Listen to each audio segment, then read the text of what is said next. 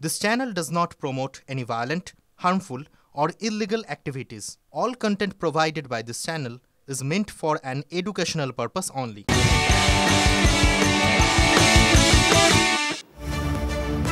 নমস্কার, আপনারা দেখছেন TV9 বাংলা। আরও একবার আপনাদের স্বাগত জানাই। আমি শুভজিৎ রয়েছি আপনাদের সঙ্গে।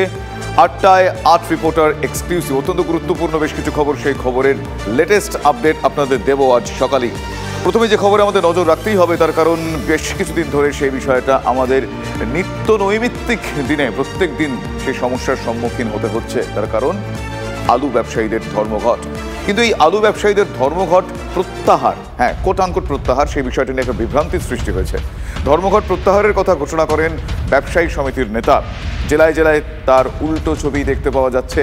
আজও সকাল থেকে কর্মবিরতিতে আড়তদারেরা। বৈঠকের পর চূড়ান্ত সিদ্ধান্ত নেবে প্রগতিশীল ব্যবসায়ী সমিতি, এমনই জানাচ্ছেন জেলার আলু ব্যবসায়ীরা। বাজারে আজও আলুর গাড়ি ঠোকেনি। তারকেশ্বর থেকে আমার সহকর্মী সনৎ রয়েছেন এই মুহূর্তে আমার সঙ্গে। যদুবাবুর বাজার থেকে আমার সহকর্মী সোমা রয়েছেন। সনৎ এবং সোমা দুজনকেই সুপ্রভাত। আমি প্রথমেই সনতের কাছে যাব। সনৎ, এই মুহূর্তে যা পরিস্থিতি, আমি প্রথমেই যে সরাসরি তোমার কাছে প্রশ্ন রাখবো যে হিমঘর থেকে আলু বেরিয়েছে কি? দেখ, এখনো পর্যন্ত সকালবেলার যে চিত্রটা আমি দেখতে পেলাম যে হিমঘর খোলা আছে, এখানে কোনো ব্যবসায়ী নেই, কোনো রকমভাবেই আলু বের করা হচ্ছে না হিমঘর থেকে। আমরা দেখেছি যে গতকালকে মুখ্যমন্ত্রী কড়া বার্তা দিয়েছেন যে ভিন রাজ্যে আলু পাঠানো বন্ধ করতে হবে যতক্ষণ না এ রাজ্যের আলু দাম নিয়ন্ত্রণ করা হচ্ছে, আলুর দাম না কমানো পর্যন্ত। তারপরেও কিন্তু ব্যবসায়ী সমিতি তাদের যে ধর্মঘট, সেই ধর্মঘটে কিন্তু অনড় আছে। গতকালকে পর্যন্ত তারা বাঁকুড়ায় মিটিং করে, দফায় দফায় মিটিং করে, এবং আজকে একটা সম্ভাবনা আছে যে এই ধর্মঘট তুলে নেওয়ার, এবং হুগলিতে সেই বৈঠক হবে, সেখানে থাকতে পারেন, যেটা জানা যাচ্ছে থাকতে পারেন কৃষি ও বিপণন মন্ত্রী বেচারাম মান্না, পাশাপাশি পঞ্চায়েত মন্ত্রীও থাকতে পারেন। এরকম একটা সূত্রের খবর যে আজকে হুগলিতে কোনো একটা জায়গায় মিটিং তারা করবেন, বৈঠক করবেন। সেই বৈঠকে সমাধান সূত্র বের করা হয় কিনা সেটা কিন্তু এখন দেখার। তবে এখনো পর্যন্ত সকাল থেকে যে চিত্রটা, অর্থাৎ আজকে ধর্মঘট তিন দিনের মাথায় পড়েছে, এটা বলাই যেতে পারে। যেহেতু হিমঘর খোলা থাকলেও হিমঘর থেকে কোনো ব্যবসায়ী এখানে দেখা মিলছে না এবং আলুও বের হচ্ছে না। বলা যেতেই পারে আজও যে ধর্মঘট, তাদের ডাকা যে ধর্মঘট, সেই ধর্মঘট আজও যে পালন হচ্ছে সেটা একদম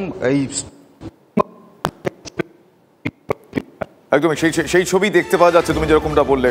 ঠিক এই জায়গা থেকেই আমি সোমার কাছে যাব, আমার সহকর্মী সোমা এই মুহূর্তে যদুবাবুর বাজারে রয়েছে। সোমা, হিমঘর থেকে যদি আলু না বেরোয়, সে আলু তাহলে বাজারে গিয়ে কি করে পৌঁছবে? তুমি যদুবাবুর বাজারে এই মুহূর্তে রয়েছো, সেখানকার ছবিটা সকাল থেকে। দেখো, ধর্মঘটের প্রভাব কলকাতার বাজারগুলোতে পড়েছে। কলকাতার বাজারগুলোতে কিন্তু আলু একেবারেই নেই, সেরকমই কিন্তু ছবি ফুটে উঠেছে। আমি রয়েছি যদুবাবুর বাজারে, তোমাকে একটু দেখাই বাজারের সেই ছবি।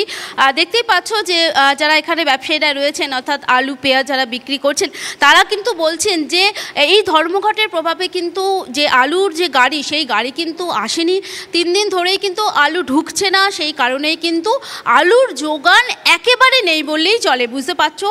আমি আমার ক্যামেরা পার্সন দেবব্রতকে বলবো একটু দেখাতে যে কি অবস্থা। দেখো যে আলু, সেই আলু কিন্তু একেবারেই এখানে নেই। কিছু আলু যেগুলো রয়েছে সেগুলো যেহেতু পুরনো, খুব খারাপ অবস্থা, কিন্তু বাজারে কিন্তু আলু পর্যাপ্ত পরিমাণ নেই। বলা যেতে পারে যে আলু একেবারেই নেই। তবে দেখো, কিছু কিছু জায়গায় আলু যেগুলো বিক্রি হচ্ছে একটু বেশি দামেই বিক্রি হচ্ছে, কেজিতে 50 টাকা কেজি দরে তারা বিক্রি করছেন। যদিও সেই সমস্ত ব্যবসায়ীরা জানিয়েছেন যে তাদের কিন্তু পাইকারি বাজার থেকে বেশি দামে আলু ক্রয় করে নিয়ে আসতে হচ্ছে। যে বস্তা তারা 1400 টাকা আগে কিনেছে, সেই বস্তা তারা 1900 টাকা দিয়ে কিনেছে।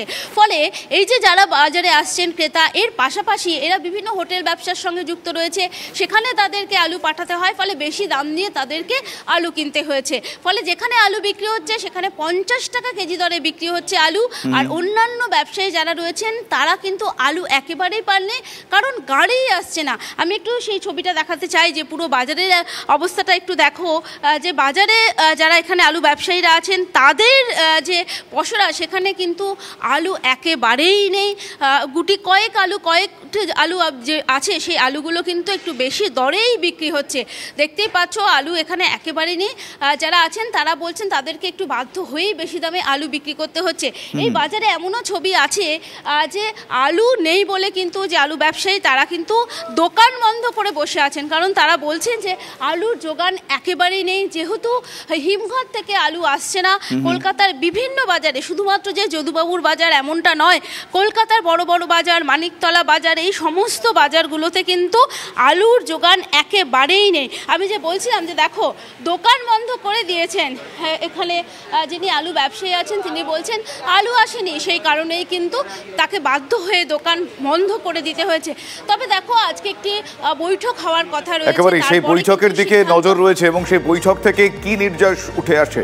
এখনো পর্যন্ত বাঙালির দৈনন্দিন বাজারে এই আলু অত্যন্ত গুরুত্বপূর্ণ, বাঙালির পঞ্চব্যঞ্জনে আলু অত্যন্ত গুরুত্বপূর্ণ, কথা বলার অপেক্ষা রাখে না, কিন্তু বাজারের যা চিত্র তাতে এই মুহূর্তে অনেকটাই দুশ্চিন্তার ভাঁজ ক্রেতা এবং বিক্রেতার কপালে। অনেক ধন্যবাদ তোমায় সনদ এবং সোম। আমি কথা বলছিলাম আমার দুই সহকর্মীর সঙ্গে, কিন্তু এই যে হিমঘরের ধর্মঘট, এই ধর্মঘটের জেরে বাজারে আলু অগ্নিমূল্য, কিন্তু মুখ্যমন্ত্রী তার কড়া অবস্থানে দেখিয়েছেন। গতকাল মন্ত্রিসভার বৈঠকে দ্রুত অচলাবস্থা কাটানোর নির্দেশ দিয়েছেন মমতা বন্দ্যোপাধ্যায়। প্রদীপ মজুমদার এবং বেচারাম মান্নাকে সরাসরি মমতা বন্দ্যোপাধ্যায় নির্দেশ দিয়েছেন। কি নির্দেশ? আলু নিয়ে যেন কোনো রকম সংকট না হয়, কড়া বার্তা দিয়েছেন মুখ্যমন্ত্রী। দাম না কমা পর্যন্ত ভিন রাজ্যে আলু রপ্তানি নয়, এমনটাই বলেছেন মমতা বন্দ্যোপাধ্যায়। তার বক্তব্য শোনাবো আপনার।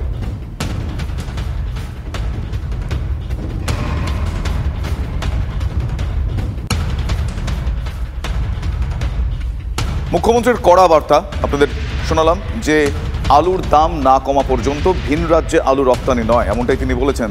তারই বক্তব্যের পর সুকান্ত মজুমদার কি বলছেন একবার শোনাবো। নওশাদ সিদ্দিকী কি বলছেন? মাননীয় মুখ্যমন্ত্রী এক্সপোর্ট বন্ধ করার পরেও আলুর দাম কমেনি। দ্বিতীয়ত হচ্ছে যে এখন ধর্মঘট হওয়ার পরে আরও আলুর দাম বাড়বে। আর মাননীয় মুখ্যমন্ত্রীকে বলুন এসব ছেড়ে পেট্রোল ডিজেলের দামটা লিটার প্রতি 5 টাকা 10 টাকা কমানোর জন্য, রাজ্য সরকার যে ট্যাক্সটা নেয় সেটা কমানোর জন্য, তাহলে পরেই আলুর দাম অনেক কমে যাবে। সরকারিভাবে গঠন করা হয়েছে বলে আমার জানা নয়, যতটুকু জানতে পেরেছি এটা দলীয় স্তরে হয়েছে।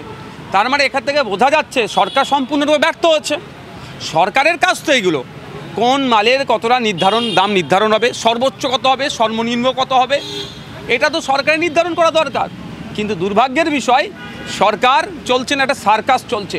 ফলে এই সার্কাস যারা চালাচ্ছে বা সরকার যারা চালাচ্ছে এরা সরকারিভাবে পারছে না, দলীয়ভাবে আবার সিন্ডিকেট প্রতিষ্ঠা করার জন্য, নতুন একটা তাদের শাখা খোলার জন্য এই ধরনের চক্র চালাচ্ছে।